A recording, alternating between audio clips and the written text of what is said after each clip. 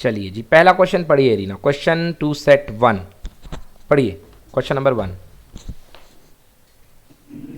Find the ratio of energies of photons produced due to transition of an electron of hydrogen atom from its first, second permitted energy level to the first level, and second, the highest permitted energy level to the first permitted energy level. चलिए तो देखते हैं कि good evening Shruti. Good evening sir. हाँ बेटा, पहला question चल रहा है, find the ratio of energy of the photon produce by the transition of an electron. ठीक है, कह रहा रेशियो निकालो, है ना, हाइड्रोजन एटम के लिए कब second permitted energy level to the first level, मतलब कि second permitted energy level to the first level, मतलब सेकेंड लेवल की एनर्जी अपॉन फर्स्ट लेवल की एनर्जी का आपको रेशियो निकालना है, E2 बाई E1। दूसरा highest permitted energy level to the first permitted level, और दूसरा है हाईएस्ट लेवल से मतलब E इन्फिनिटी से लेके E1 तक का आपको रेशियो निकालना है। बच्चों एनर्जी का फॉर्मूला आपको याद होना चाहिए, अगर एनर्जी का फॉर्मूला नहीं याद है प्लीज़ घर की दीवारों में लिख लो बच्चों। तो देखिए एनर्जी का फॉर्मूला होता है बच्चों RHC। एनर्जी जो होती है RHC 1/n1² माइनस 1/n2², ये हुआ करता है। तो जब आप सेकेंड से फर्स्ट पे कूदते हो तो जो एनर्जी आती है वो हुआ करती है कितनी, RHC 1/1² माइनस 1/2², तो ये आ गया 3/4 RHC। और जब आप सेकेंड लेवल ऑफ एनर्जी का रेशियो जिसने बोला है वो बोला है इन्फिनिटी से लेके ग्राउंड स्टेट में, मतलब 1/∞ से लेके 1/1, तो कितना हो जाएगा RHC। तो बच्चों रेशियो निकालने को बोला है, तो E1/E2 = 3/4। क्लियर कि नॉट क्लियर? Clear, sir. बच्चों फार्मूला लिख लो फार्मूला क्या है, formula =RHC 1/n1² minus 1/n2²। Note कर लीजिए बच्चों, ठीक है ना। जब इलेक्ट्रॉन लोअर टू हायर में जाता है तो एनर्जी लेता है, जब हायर टू लोअर में आता है तो एनर्जी छोड़ता है। चलिए नेक्स्ट, समझ में आ गया श्रुति वाला पार्ट? यस सर, आ गया। मानसी क्लियर? सर वो क्लास में नहीं है। चलो नेक्स्ट क्वेश्चन। ओके चलिए अगला क्वेश्चन पढ़िए श्रुति। A beam of electrons projected along positive x-axis experiences a force due to a magnetic field along the y-axis, positive y-axis. हाँ बेटा, सर ये क्वेश्चन एक बार फिर से समझा दीजिए सर, वो मैं लेफ्ट हो गई थी, कॉल आ गया था मेरे को। फर्स्ट वाला, जी सर फर्स्ट वाला क्वेश्चन ये है मानसी की, इसमें ये कहा गया है कि आपको एनर्जी का रेशियो निकालना है। पहले पार्ट में एनर्जी जो है, इलेक्ट्रॉन जो है वो सेकेंड ऑर्बिट से लेके 2 ऑर्बिट में जा रहा है। तो बेटा जब सेकेंड से फर्स्ट में जाएगा इलेक्ट्रॉन तो एक फोटोन रिलीज करेगा। क्या होता है बेटा एनर्जी डिफरेंस का फॉर्मूला, E होता है RHC 1/n1² माइनस 1/n2²। ये फॉर्मूला याद कर लो, एनर्जी ट्रांजिशन का फॉर्मूला है। तो RHC 1/1² minus n2 higher orbit है 1/2²। बेटा सॉल्व करोगे ये आएगा 3/4 RHC। और दूसरा केस था कि जो इलेक्ट्रॉन था वो इन्फानाइट से लेके फर्स्ट ऑर्बिट में मतलब ग्राउंड स्टेट में आ रहा था। तो देखिए 1/n1² माइनस 1/n2² है ना। तो इसमें कितनी एनर्जी की रिक्वायरमेंट होगी, देखिए फर्स्ट सेकेंड वाले केस में 1/1² फर्स्ट सेल से लेके इन्फिनिटी, मतलब 1/∞ 0 हो जाएगा, मतलब आएगा RHC। तो दोनों का रेशियो कर लिया है तो 3/4 रेशियो 1, आंसर क्या आएगा 3/4। Clear? Yes sir, yes sir clear. चलो अगला क्वेश्चन है, a beam of electron projected x axis में एक बीम ऑफ इलेक्ट्रॉन को आपने प्रोजेक्ट कर दिया है। Experience a force, magnetic field कहाँ लग रहा है, वाई एक्सिस में, ये जा रहा है इस तरफ मैग्नेटिक फील्ड इस तरफ। बताइए कि इस पे कहाँ, व्हाट इज द, एक मिनट सॉरी बेटा, बी की डायरेक्शन नहीं है, ये फोर्स की डायरेक्शन है, सॉरी ये फोर्स की डायरेक्शन है। Force due to a magnetic field Y axis. बताइए, कह रहा है कि बताइए किस तरफ मैग्नेटिक फील्ड की डायरेक्शन होगी, तो मैग्नेटिक फील्ड किस तरफ लगेगा, चलो बताओ बच्चों। बताइए मैग्नेटिक फील्ड कहाँ लगेगा। इलेक्ट्रॉन प्रोजेक्ट किया है एक्स एक्सिस बेटा ऊपर की तरफ है, तो इलेक्ट्रॉन अगर ऊपर जाएगा तो करंट कहाँ जाएगी, नीचे। सर करंट कहाँ जाएगी, नीचे। यस और no? Yes, sir. Yes, sir. Current आपकी नीचे जाएगी। अब आपको बताना है कि डायरेक्शन ऑफ मैग्नेटिक फील्ड क्या होगा। बच्चों लेफ्ट हैंड से देख लो, लेफ्ट हैंड से आप लोग देख लो। चाइल्ड, चाइल्ड फिंगर नीचे कर दो, चाइल्ड नीचे कर दी। फोर्स कहाँ लग रहा है बेटा? बाहर की तरफ कर दो फोर्स। चाइल्ड नीचे, फोर्स बाहर। देखो ध्यान से, कहाँ जा रहा है आपका जो मैं आपकी ये फिंगर, फर्स्ट फिंगर कहाँ जा रही है? जेड एक्सिस में जा रही है कि नहीं जा रही इस तरफ? यस सर, जा रही है। हाँ सर इस तरफ या उस तरफ? बेटा इस तरफ ही तो जाएगी। लेफ्ट हैंड है, left hand left hand left hand. Current आपने नीचे ले ली कि ऊपर ले ली? इलेक्ट्रॉन की डायरेक्शन में ले ली क्या?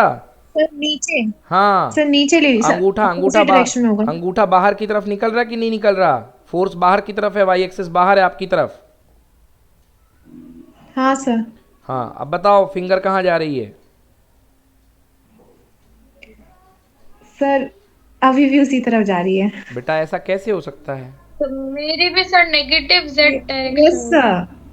आपकी नेगेटिव जेड एक्सिस, मतलब मेरी तो पॉजिटिव में जा रही है। रुक जाइए, देखिए फोर्स बाहर की तरफ लग रहा है कि नहीं लग रहा? बाहर मतलब आपके कंप्यूटर स्क्रीन से बाहर आता हुआ। हाँ सर। हाँ, आपने करंट कहाँ ऊपर की तरफ लिए फिंगर क्या? सर नीचे नीचे लिया की सर। तरफ सर। तो यार मेरा तो लेफ्ट हैंड, राइट हैंड तो यूज नहीं कर रहे हो। सर लेफ्ट यूज कर रहे हैं। तो मेरा लेफ्ट में जो मेरी जो फिंगर है वो तो इस तरफ जा रही है। तो क्या पता सर, हम कंफ्यूजन हो रहा है। अच्छा देखो, ये करंट वाली फिंगर है। करंट वाली फिंगर नीचे की तरफ, मैं डायग्राम बना रहा हूँ आपके लिए। करंट वाली फिंगर नीचे की तरफ, क्योंकि करंट ये जा रही है। कौन सी फिंगर है? चाइल्ड फिंगर है। अंगूठा बेटा बाहर की तरफ निकल रहा होगा आपका, अंगूठा बाहर। हाँ, और आपकी सर। जो एक फिंगर है वो इस तरफ जाएगी। यार पीछे कैसे चली जाएगी? अंगूठे की तरफ फिंगर चिपक रही क्या? कैसे जा सकती है? सर तो मेरी तो सर वही सर नेगेटिव Z ही जा रही है सर। एक मिनट। सर हाँ। टाइम से सर वो सर अब मैं थोड़ा और कंफ्यूज हो गई। ठीक है सर, हम लोग सर इसमें राइट हैंड यूज करते हैं ना सर अपन? गलत। राइट हैंड क्यों यूज करोगे? सर राइट हैंड ही तो करते हैं। राइट हैंड क्यों यूज करोगे? सर आज ही मैंने एक क्वेश्चन अरे लगाया बेटा सर। बेटा इंड्यूस्ड करंट के लिए राइट हैंड यूज करते हैं। ये इंड्यूस करंट थोड़ा ना है। ओके सर, तो फिर सच्ची में जेड एक्सिस पे ही जा रही है। हाँ, और आप बताओ भाई श्रुति, आप भी राइट हैंड यूज कर रही हो क्या? हाँ सर, एक मिनट बहुत सर, आ गया शानदार। सर, एक मिनट। बहुत आ गया शानदार। सर। अब मुझे बोलना पड़ेगा, ये हाथ मुझे दे दे ठाकुर। क्यों बच्चों, क्या कर रहे हो? अब आया जेड एक्सिस? नहीं आया? हाँ यस सर, सर, आ गया। चलो भाई, तो मतलब पॉजिटिव जेड एक्सिस की तरफ डायरेक्शन इसका जाएगा, है ना? Must be along Z axis. चलिए, तो करेक्ट आंसर होगा कितना? जेड एक्सिस बच्चों। Clear? Yes clear sir. Sir. तो मैंने लेफ्ट हैंड रूल से निकाल दिया बच्चों जेड एक्सिस। क्लियर ना? सर माइनस जे कैप है तो सर नेगेटिव ही नहीं होगा?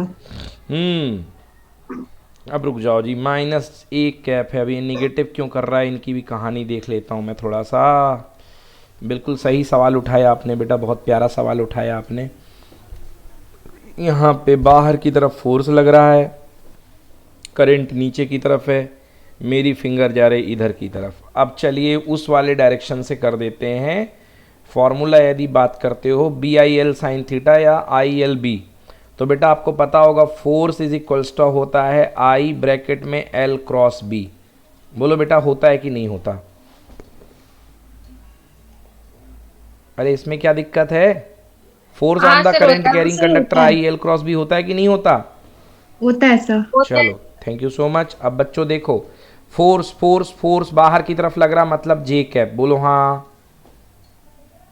हाँ सर। हाँ, लेंथ वेक्टर मतलब करंट की डायरेक्शन में लेंथ वेक्टर लिया जाता है। तो बेटा करंट देखो, ऊपर की तरफ इलेक्ट्रॉन जाएगा एक्स एक्सिस में प्लस आई कैप, तो नीचे की तरफ माइनस आई कैप होगी वेक्टर की, नहीं होगी? बोलिए। Yes sir. माइनस आई कैप। अब देखिए ये यहाँ पे बी वेक्टर है, तो बी वेक्टर की डायरेक्शन क्या होनी चाहिए? देखिए आपको पूछा गया है कि बी वेक्टर की डायरेक्शन क्या होनी चाहिए कि आंसर प्लस का जे कैप आ जाए। अगर आप यहाँ पर दो चीज़ें हैं, या तो हम प्लस के कैप करेंगे या माइनस के कैप करेंगे। देखना ध्यान से बेटा, तो अगर मैं यहाँ पे प्लस के कैप करता हूँ, आई कैप प्लस के कैप, तो माइनस आई कैप है प्लस के कैप है, तो आई कैप और प्लस के कैप का मल्टीप्लाई कितना होता है रीना बताओ, बोलो। सर माइनस जे कैप। Very good. तो आई कैप और अगर मैं प्लस के कैप करूंगा, तो बेटा अगर मैं प्लस के कैप करूंगा तो ये खुद में माइनस जे कैप हो जाएगा कि नहीं हो जाएगा, बोलो। हाँ सर हो जाएगा। नहीं हो जाएगा। अरे बेटा माइनस आई कैप और के कैप, तो खुद में ये माइनस जे कैप हो जाएगा ना। यस सर हो जाएगा। और माइनस जे Yes, sir, हो कैप और जाएगा। एक और minus sign, minus minus plus हो गया कि नहीं हुआ। हो गया सर। हाँ, तो प्लस ही तो चाहिए था कि नहीं चाहिए था बताओ। सर ये वाला सर एक और बार बताइए सर। चलो फिर से बताता हूँ, देखो वैसे बिल्कुल सही आया, प्लस जे कैप इधर से भी आ रहा है। श्रुति ये बताओ फोर्स की सर? डायरेक्शन क्या है। हाँ बेटा बोलो। सर इसको हम आई कैप इंटू माइनस के कैप भी लिख सकते ना। वो बहुत सारे तरीके हैं, चलो करवाता हूँ। देखो ये बताओ मानसी, फोर्स की डायरेक्शन क्या है, फोर्स किस तरफ है, Plus Y J axis cap। में है, plus J cap. Thank you so much, plus J cap. I की कोई डायरेक्शन होती नहीं है। हाँ बताओ श्रुति, करंट की डायरेक्शन क्या है, लेंथ वेक्टर करंट की डायरेक्शन में, बोलो क्या है करंट की डायरेक्शन। सर माइनस आई कैप। माइनस आई कैप, हाँ बिल्कुल सही। अब श्रुति बस मुझे इतना बता दो, मैं यहाँ पे किसका क्रॉस करूँ कि जे कैप आ जाए। बेटा करना तो या तो प्लस के का है या माइनस के का है, हाँ सर। तो बताओ प्लस के का कर दूं कि माइनस के का कर दूं, क्योंकि बी का फील्ड जो होना चाहिए प्लस के करूं कि माइनस के करूं। चलो प्लस के करके देखें। यस सर करिए। अगर मैं प्लस के कैप का करता हूं, चलो प्लस के कैप के, ये माइनस को थोड़ी देर के लिए बाहर बिठा लूं, माइनस। हाँ बोलो आई कैप और के कैप क्या होता है प्रोडक्ट। जे कैप। गलत गलत गलत गलत, क्या समझाया था, आई कैप से लेके जे कैप, जे कैप से लेके के कैप। तो अगर ऐसे चलोगे क्लॉकवाइज तो प्लस आएगा, और पीछे की तरफ चलते हैं तो आई कैप इंटू के कैप माइनस जे कैप आता है। हाँ या ना। हाँ सर। हाँ तो यस। आई कैप इंटू के कैप क्या आएगा, माइनस जे कैप आएगा कि नहीं आएगा। Yes sir. माइनस से माइनस हाँ जे जे कैप। कैप, सही आया कि नहीं आया। सही है सर। हाँ अब आ मतलब गया। डायरेक्शन क्या होगी, प्लस के कैप होगी कि नहीं होगी। होगी सर। तो answer correct direction will be plus K cap. समझ गए ना। समझ गए सर। हाँ तो एक्चुअली वो उसने क्या लिखा है कि आई cap plus K cap into के कैप माइनस जे कैप होगा, और माइनस माइनस प्लस हो जाएगा। तो डायरेक्शन उसने बी की क्या ली है, प्लस के ही तो ली है। हाँ sir. Arina, Yes, sir. B की डायरेक्शन प्लस के कैप ली कि नहीं ली। Yes sir. चलो चलो चलो, यस सर। डन बच्चों, क्लियर अच्छे से। Yes done sir.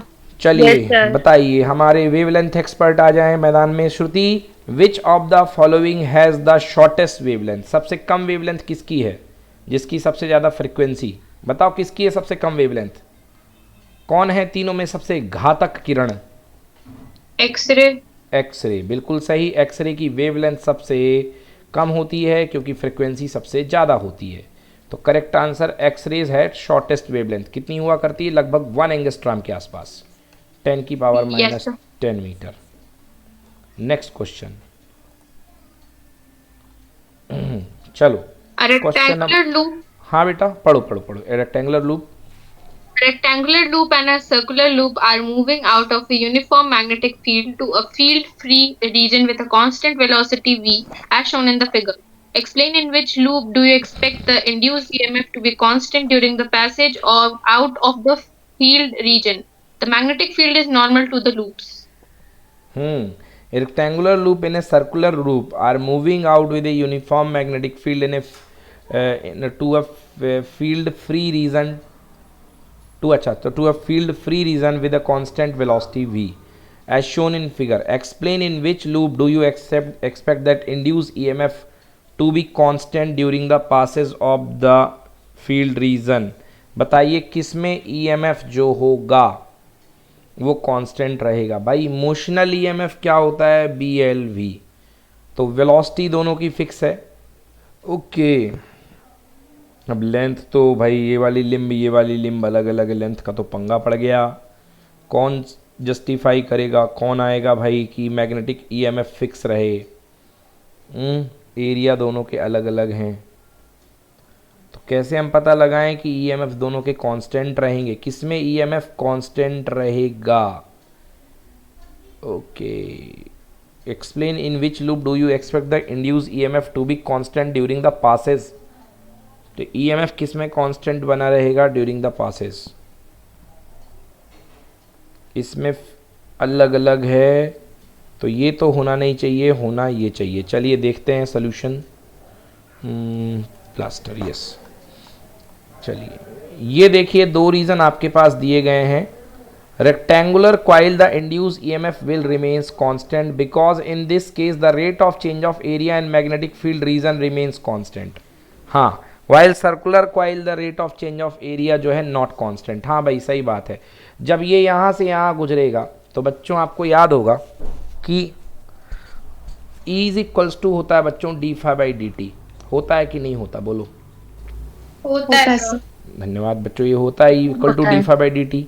E equal to D by D T. बेटा फ्लक्स इक्वल टू होता है B इंटू ए, क्योंकि जैसी स्थिति यहाँ पे दिख रही है मैग्नेटिक फील्ड इसके पैरेलल जाएगा बाहर की तरफ 0 डिग्री, एरिया भी बाहर निकलेगा और फील्ड भी बाहर निकलेगा, तो बी ए कॉस थीटा कॉस 0 हो जाएगा, तो B इंटू ए बनेगा कि नहीं बनेगा? बोलो यस। Yes, sir. अब बेटा B कांस्टेंट है, B बाहर ले लिया कांस्टेंट, तो अंदर आ गया D A by D T. अब ईएमएफ का कांस्टेंट होना, B तो कांस्टेंट है, डिपेंड करेगा किसका? एरिया का टाइम के साथ रेट चेंज कांस्टेंट रहे। तो देखो यहाँ से ये जाएगा तो एरिया का रेट चेंज जब बाहर निकलेगा तो बदलेगा, बट इसका एरिया का रेट चेंज कांस्टेंट रहेगा। देखो कि इसका एरिया घट बढ़ जाएगा क्योंकि ये एक जैसा नहीं है। पहले एरिया जो है धीरे धीरे बढ़ेगा फिर एकदम से घटने लगेगा, मगर इसका एरिया थ्रू आउट कॉन्स्टेंट है कि नहीं है? बताओ, बोलो बच्चों। नहीं आया समझ में? बेटा देखो बेटा, ये जो रेक्टेंगुलर लूप है, ये रेक्टेंगुलर लूप मान लो यहाँ पहुंच गया, इधर पहुंच गया। बोलो हाँ। हाँ सर। तो जितना पीछे छोड़ करके आया उतना पूरा का पूरा आगे बढ़ गया कि नहीं बढ़ गया? आंसर बढ़ेगा। समझ गए ना? जितना पीछे छोड़ करके आया उतना आगे बढ़ गया। अब देखो ये जो सर्कुलर लूप है, सर्कुलर लूप जब आगे जाएगा मतलब ये जितने क्रॉस कनेक्ट होंगे इससे आगे जाएगा तो उतने क्रॉस फिर से कनेक्ट हो जाएंगे। बोलो हाँ। हाँ सर। अब Yes, ये जो sir. लूप है ये थोड़ा सा ये निकल गया, देखो ये मान लो ये इधर आ गया, तो पहले 2 क्रॉस कनेक्ट थे अब 4 क्रॉस कनेक्ट हो गए कि नहीं हो गए? हाँ Yes, सर। sir. मतलब ये यूनिफॉर्म वेरिएशन हो रहा, मतलब इसमें कांस्टेंट ईएमएफ रहेगा और इसका ईएमएफ बढ़ता घटता रहेगा। बोलो yes. Yes sir. Yes, sir. तो यही है। पढ़ो arena. In rectangular, In rectangular coil, the induced EMF will remain constant because in this case, rate of change of area in the magnetic field region remains constant, while in circular coil, the rate of change of area in the magnetic field region is not constant. Clear? Yes, sir. Clear मतलब area के साथ फ्लिंक associated यहाँ पे बिल्कुल fix रहेगा और इसमें area के साथ जो फ्लक्स एसोसिएटेड है वो सेम नहीं रहेगा। डन बच्चों, नोट कर लो ये चीज़, ये वाली कॉपी में पॉइंट नोट कर लो क्योंकि आप भूल जाओगे, क्योंकि E इज इक्वल टू होता है D phi by D T और फाई इज इक्वल टू होता है B इंटू ए, तो D बाई डी टी और ब्रैकेट में आएगा B ए, B कॉन्स्टेंट है, कॉमन ले लो तो क्या बन जाएगा? B D A by D T. Done? Done sir. Done, sir. Okay done sir. Okay बेटा। चलिए तो ये क्वेश्चन भी हो गया। अब अगले क्वेश्चन की तरफ चलते हैं। श्रुति पढ़ो अगला question. Network, A network of 4 capacitors, each of 15 mu farad capacitance, is connected to a 500 volt supply as shown in the figure.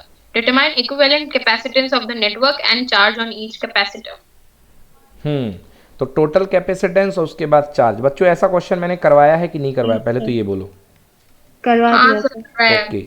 15-15-15 का सीरीज 1/15 1/15 1/15 मतलब 3/15 मतलब 1/5 मतलब पलटी मार के 5, तीनों का सीरीज 5 आ गया Yes, sir.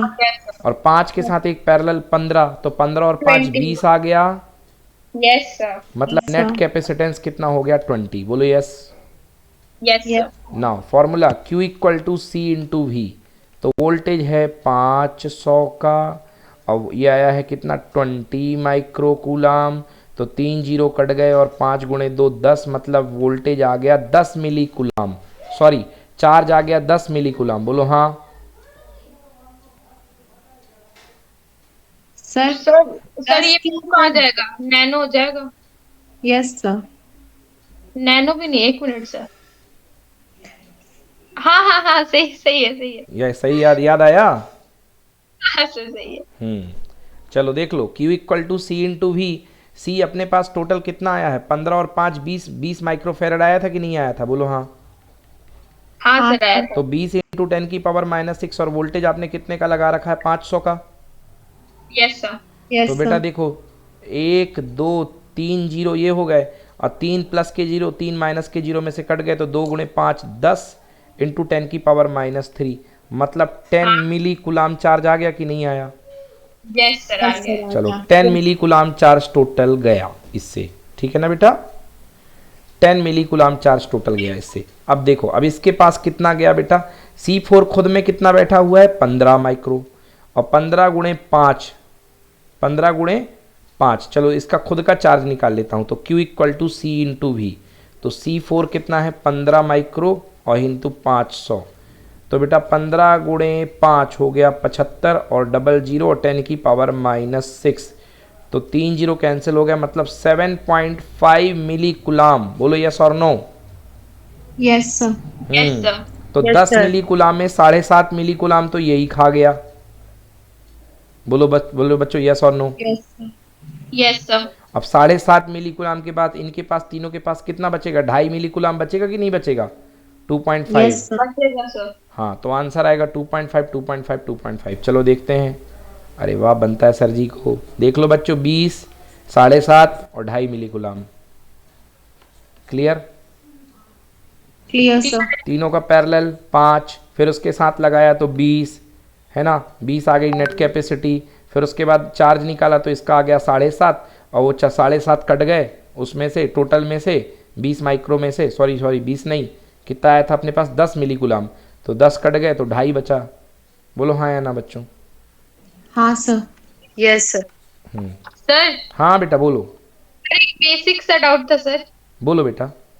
सर ये जो 2.5 मिली कॉलम है सर, ये तो जाएगा तो सर तीनों में अलग अलग नहीं डिस्ट्रीब्यूट होगा, नहीं इक्वल? नहीं बेटा, इक्वल इंडक्शन होता है ना, इंडक्शन में सब में बराबर होता है चार्ज, अंदर से थोड़ा ना, बट चार्ज हमेशा सीरीज में सेम जाता है ना बेटा।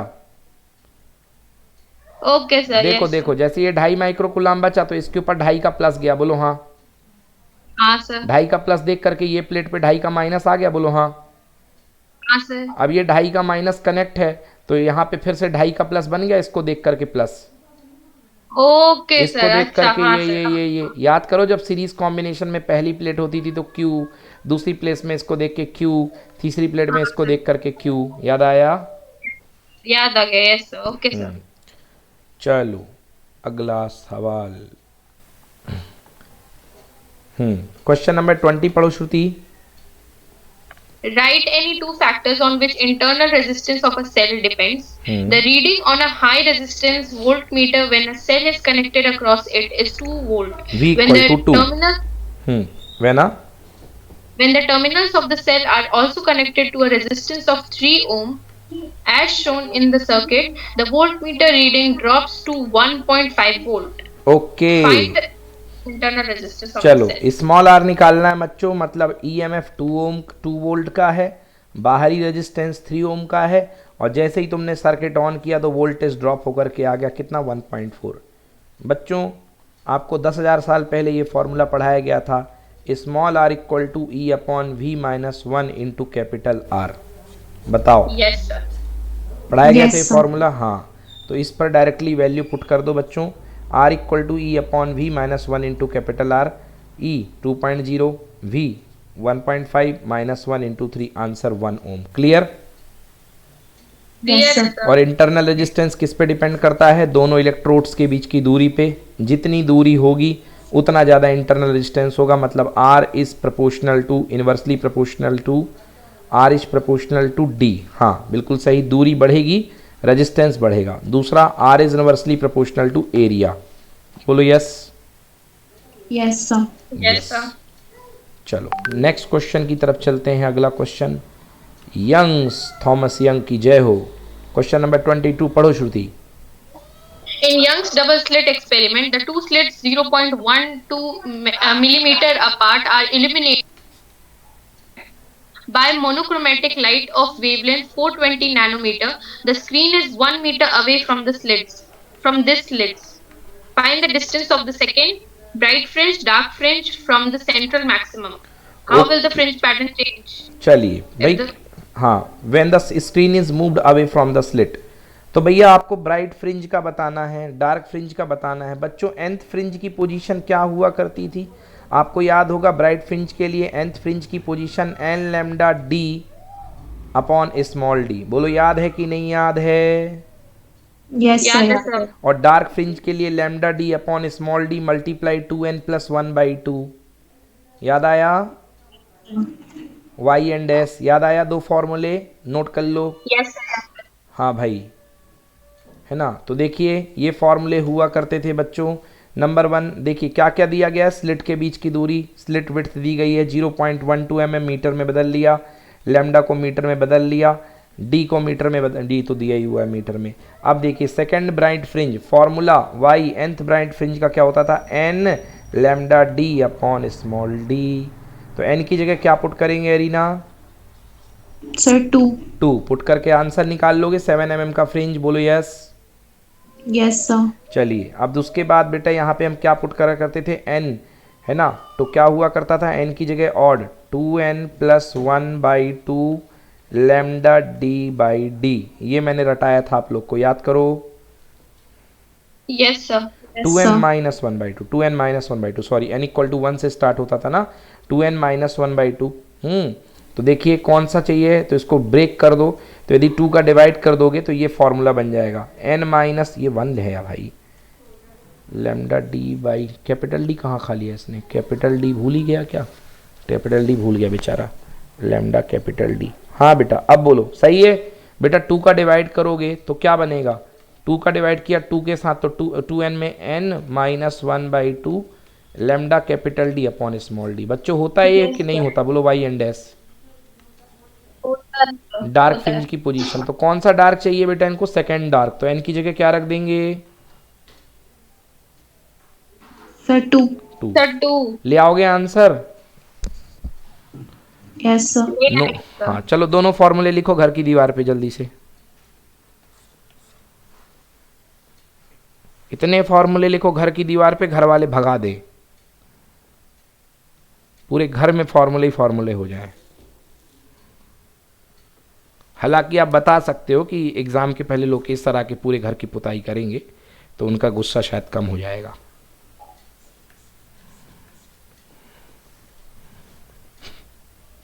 Arena Yes, sir.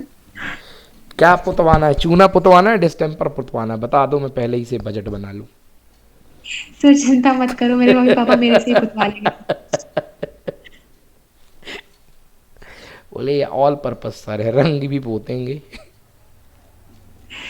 चलो भाई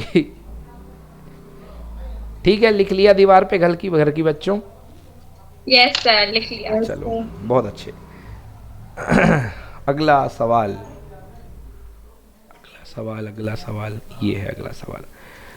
हाँ पढ़ो भाई, हाँ किरचॉफ लॉ एक्सपर्ट पढ़िए रीना, क्वेश्चन पढ़िए बेटा। States, State Kirchhoff's rules. Apply Kirchhoff's rules to the loops ACBPA and ACBQA to write the expression for currents I1, I2 and I3 in the network. Okay expression लिखना है, find नहीं करना है।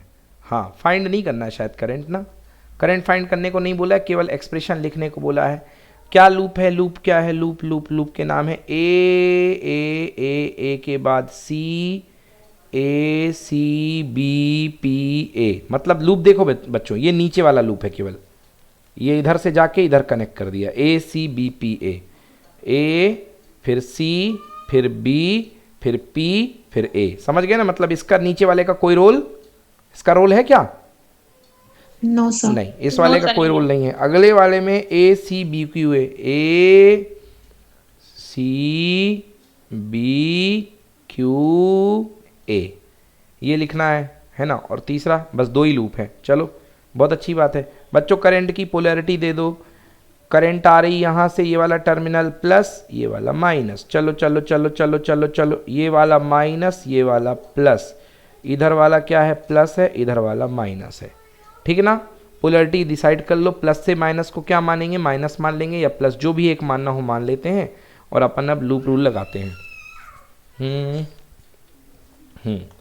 चलिए, तो भैया पहला चीज किरचॉफ्स लॉ, फर्स्ट लॉ। यहाँ पर देखो I3 टोटल करंट I1 और I2 मिलके बन रही बच्चों की नहीं बन रही, बोलो। Yes sir. तो I3 equal to I1 plus I2 है ना। हाँ सर। चलिए अब लूप रूल लगाते हैं। ACBPA, AC प्लस से लेके माइनस, ACBPA। हाँ भाई मानसी, क्लास पे हो? नहीं है।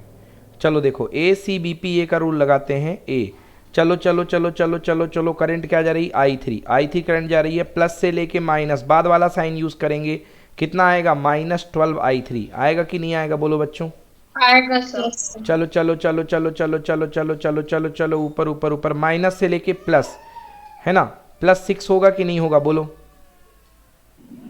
होगा सर। हाँ, और बेटा देखो 0.5 ओम का बैटरी, इसके साथ रेजिस्टेंस भी छोटा सा लगा हुआ है।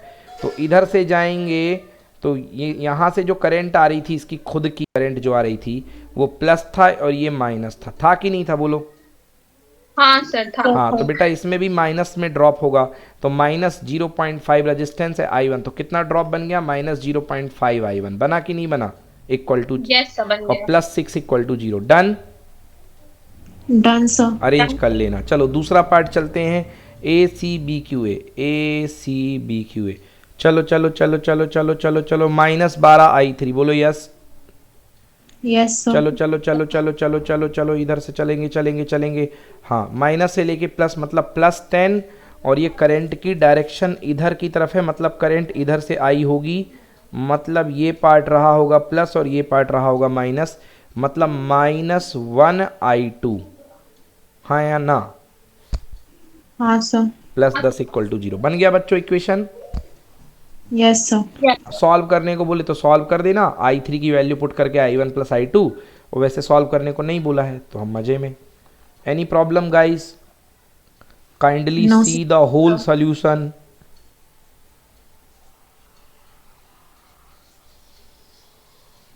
एनी प्रॉब्लम बता दो बच्चों, कोई प्रॉब्लम हो तो।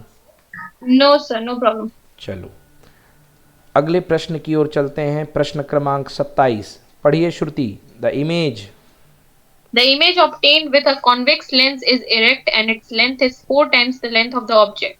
If the focal length of the lens is 20 centimeter, calculate the object and image distances. चलिए बिल्कुल फुल टू 10th क्लास का क्वेश्चन है, 12th में आ गया। फुल टू बेसिक क्वेश्चन है। इसमें कह रहा है मैग्निफिकेशन क्या होता है बच्चों, V/U इक्वल टू होता है I/O।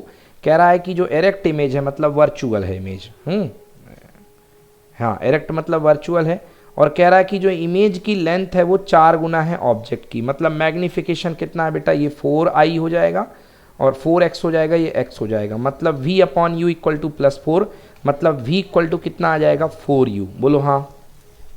हाँ सर। चलो ओके, फोकल लेंथ दी गई है 20, तो हो गया, लगा दो फॉर्मूला, आंसर आ जाएगा बच्चों। देखो देखो देखो, हाँ V equal to 4U। Now 1/F equal to 1/V minus 1/U। बेटा सॉल्व करके U की वैल्यू -15 पे आ गई, और फोकल लेंथ कितनी दी गई थी बच्चों, 20, मतलब 20 की फोकस है और -15 पे ऑब्जेक्ट रखा हुआ है, मतलब कैसी इमेज बनेगी, वर्चुअल एंड एरेक्ट। हाँ या ना? हाँ सर। ओके, U आ गया -15। अब अकॉर्डिंग टू द रूल अगर U है -15 तो V कितना होगा, -60, क्योंकि 4 का मल्टीप्लाई है, तो V हो गया -60। Clear, done? Done sir. चलिए क्वेश्चन नंबर 27 चलते हैं नेक्स्ट सेट नंबर 3 की तरफ। सेट नंबर 3 ब्लास्टर 5 सीरीज चल रही है, और सेट नंबर 3 क्वेश्चन नंबर 5। हाँ पढ़ो भाई, वेव एक्सपर्ट, पढ़िए Shruti. Arrange Arrange the following in descending order of wavelength. Descending X-rays, order of radio wave. wave. हाँ, X-rays, radio wave, blue light, infrared light. Descending order of wavelength मतलब increasing order of frequency, मतलब increasing order of frequency, तो descending order of wavelength कर लो, मतलब अधिक wavelength से कम wavelength कह लो, है ना, नहीं हाँ, अधिक से कम वेवलेंथ कह लो, या फ्रिक्वेंसी अगर वेवलेंथ हो रही है डिसेंडिंग ऑर्डर मतलब अधिक से कम की ओर, तो फ्रिक्वेंसी कम से ज़्यादा की ओर चलेगी। चलो बताइए बताइए कैसे लिखेंगे, वेवलेंथ समझ रहे हैं कि फ्रिक्वेंसी समझ रहे हैं, कम फ्रिक्वेंसी से ज़्यादा फ्रिक्वेंसी या अधिक वेवलेंथ से कम वेवलेंथ, कैसे पहचान पा रहे हो, बोलो। सर वेवलेंथ के अकॉर्डिंग। चलो बताओ, तो सब डिसेंडिंग ऑर्डर सबसे ज़्यादा वेवलेंथ किसकी? सर सबसे ज्यादा वेवलेंथ सर रेडियो वेव्स की। सबसे ज़्यादा वेवलेंथ रेडियो वेव की, रेडियो वेव की सबसे ज़्यादा वेवलेंथ, बिल्कुल सही। रेडियो वेव से कम वेवलेंथ किसकी? Sir infrared. इंफ्रारेड। इंफ्रारेड से कम वेवलेंथ किसकी? Blue light. ब्लू लाइट मतलब विजिबल। ये ब्लू लाइट है क्या सर? विजिबल लाइट को ही ब्लू लाइट कह दिया, मूर्ख बनाने की कोशिश कर रहा है। विजिबल को ही ब्लू कह दिया, विजिबल के पार्ट है ना 7 कलर। Okay okay sir. चलो और फिर एक्सरेज। फिर एक्सरेज, तो रेडियो, इंफ्रारेड, ब्लू और एक्सरेज। चलो देखते हैं सही बताया है कि गलत बताया है।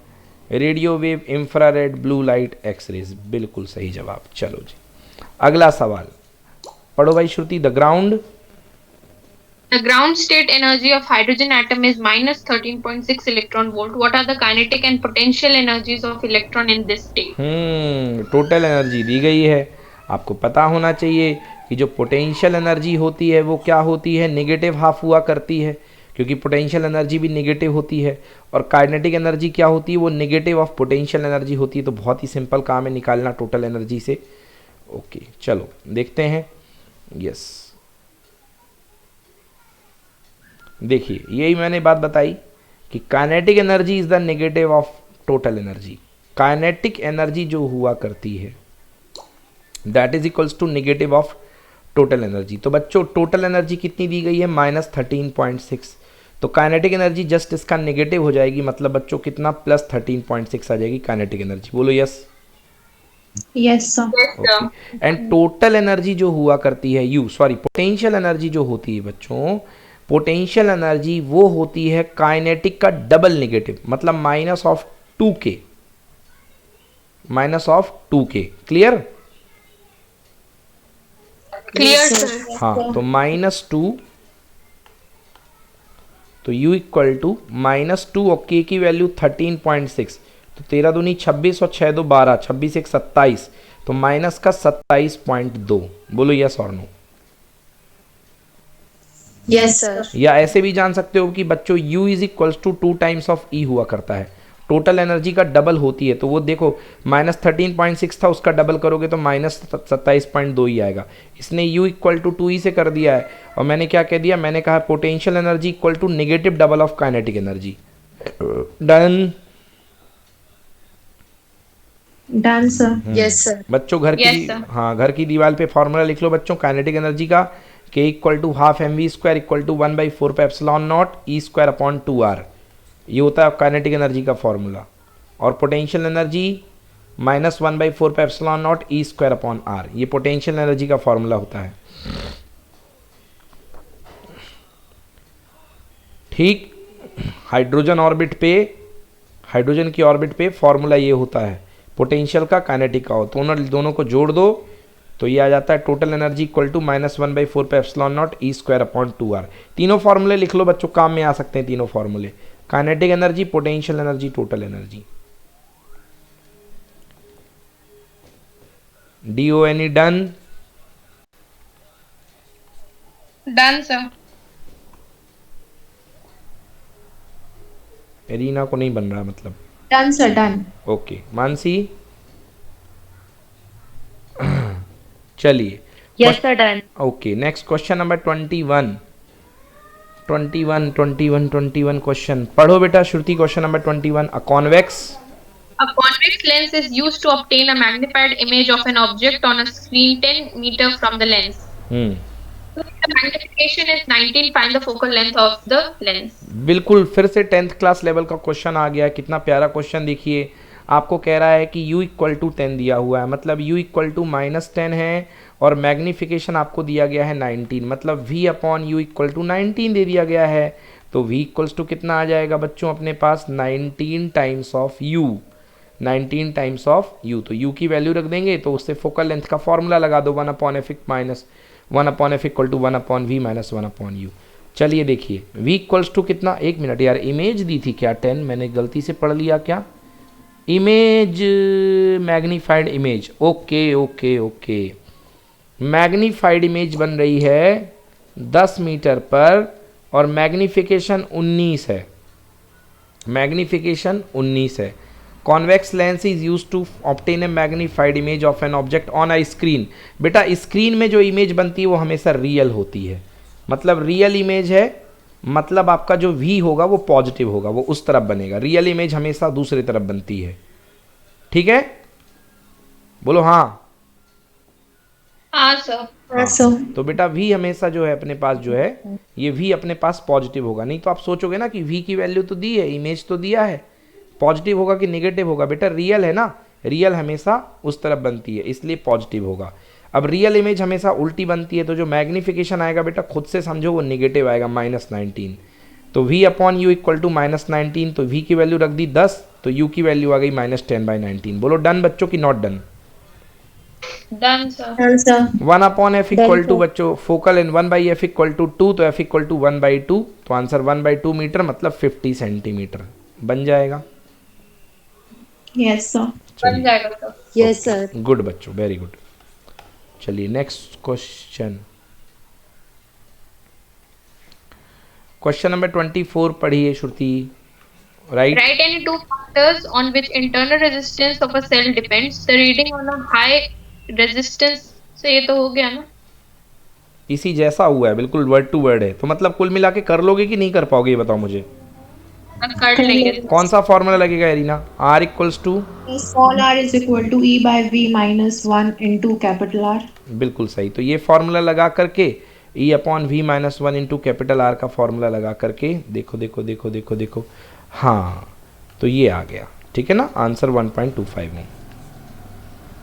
ओके नेक्स्ट क्वेश्चन, श्रुति पढ़िए next question. In Young's, In Young's double slit experiment, the two slits 0.20 millimeter apart are illuminated by a monochromatic light of wavelength 600 nanometer. The screen is 1 meter away from the slits. Find the distance of the second bright fringe and dark fringe from the central maximum. How will the fringe pattern change if the screen is moved away from the slits? अगर d की value बढ़ाते जाओगे तो बच्चों fringe width बढ़ती जाएगी, बस वही होता है सेकंड पार्ट में। और फर्स्ट पार्ट के लिए बेटा ब्राइट और उसके लेंथ के एक वाई एन का फॉर्मूला, एक वाई एन डैश का फॉर्मूला लगा पाओगे कि नहीं लगा पाओगे बताओ।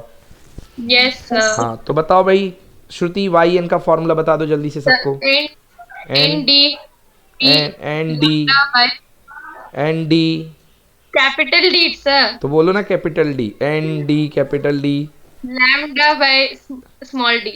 N D capital D lambda by small D. चलो और वाई एन डैश का बोलो। 2n minus 1 हाँ by 2 by 2, n N, capital N भी आएगा, अच्छा एन आ गया, एक बार फिर N, d lambda by D capital lambda D by, lambda. अच्छा capital D lambda by small D, यही ना। हाँ सर। चलिए हाँ ठीक सर है। यही है। तो बिल्कुल सही, ये फॉर्मूले दोनों आपने बिल्कुल सही बताए हैं। देख लीजिए इसने m की जगह m कर दिया है, m की वैल्यू बाद में आप 2 पुट कर लेना, वो ठीक है। और दूसरा फार्मूला देख लीजिए, 2 को अंदर कर देंगे बच्चों तो 2 को डिवाइड कर दोगे तो n minus 1/2 D lambda by D बन जाएगा बच्चों। ये डार्क फ्रिंज है बच्चों। एक चीज याद रखना, ये फॉर्मूला इंटरफेरेंस का है, यंग्स एक्सपेरिमेंट का है, डिफ्रैक्शन में मत लगा देना। डिफ्रैक्शन में याद करो d sine theta is equals to हुआ करता था, वो उसमें ये मतलब डार्क फ्रिंज के लिए a sine theta is equal to lambda D upon small D हुआ करता था, याद आया।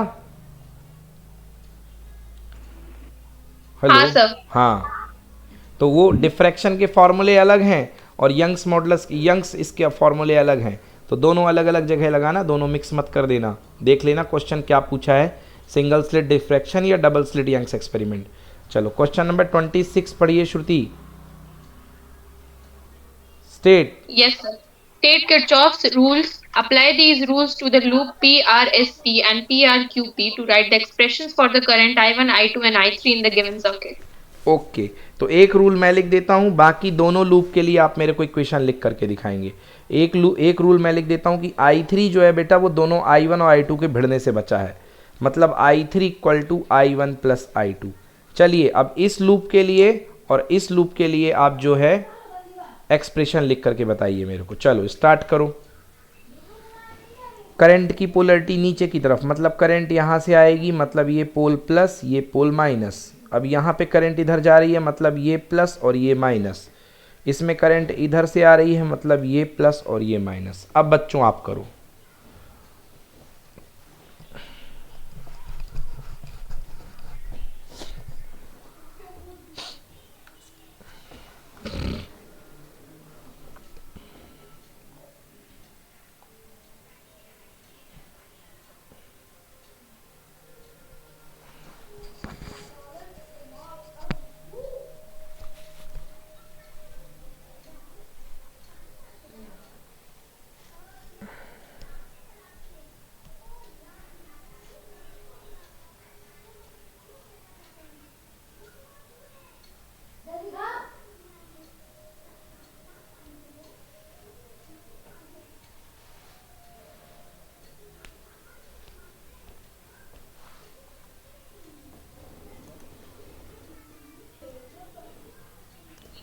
हाँ एरिना, आपके बन गए इक्वेशंस?